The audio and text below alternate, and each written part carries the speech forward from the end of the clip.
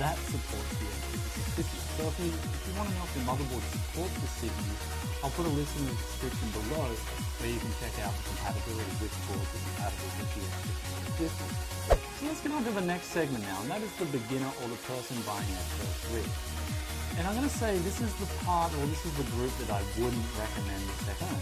And as in the case of the other rig, and I'll quickly talk about that rig, the W3520 and the X58 T-Power, that motherboard had 4 DIMMs which just didn't work.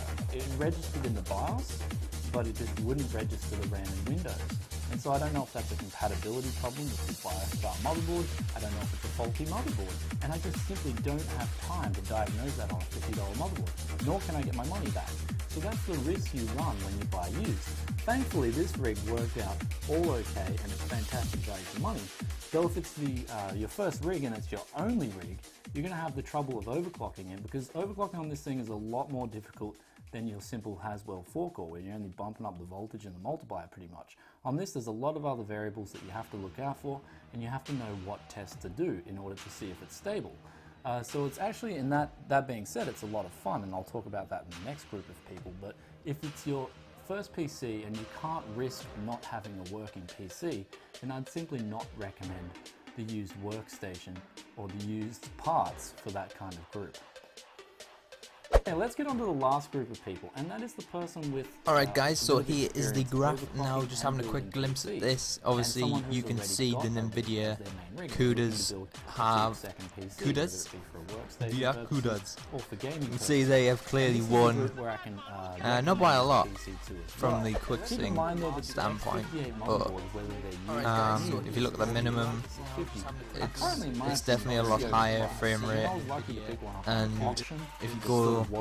just gradually going down, it obviously gradually lessens the frame rate. So, not by a lot.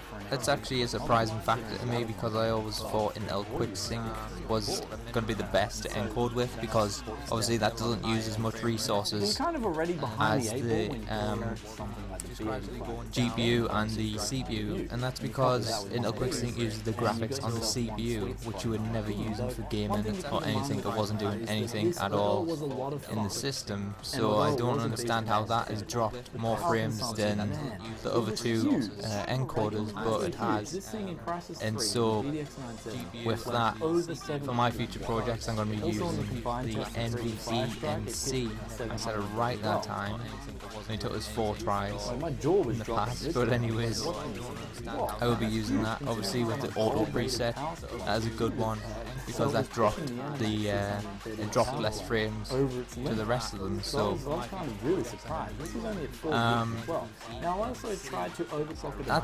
lot of people don't have an NVIDIA graphics card, so they might not be able to use that, and a lot of people won't have an Intel, you know.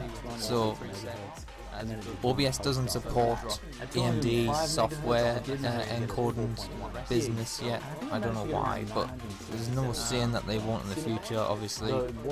So people will have to stick with the X264 format, and good luck to them people trying to record in 60 frames, because that is going to kill your CPU.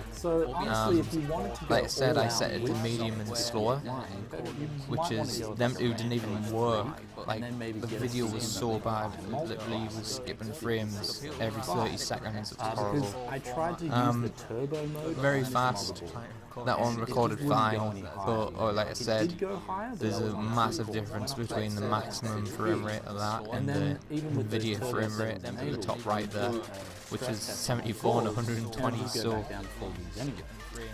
let me know what you guys think. Leave me a comment down below which one you're going to be using for your future projects. I'm personally going to be using that NVIDIA one. So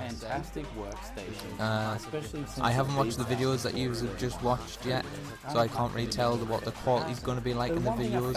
So you'll have to be my eyes and leave me a comment and let me know which one you thought was the best one that produced the most quality this week.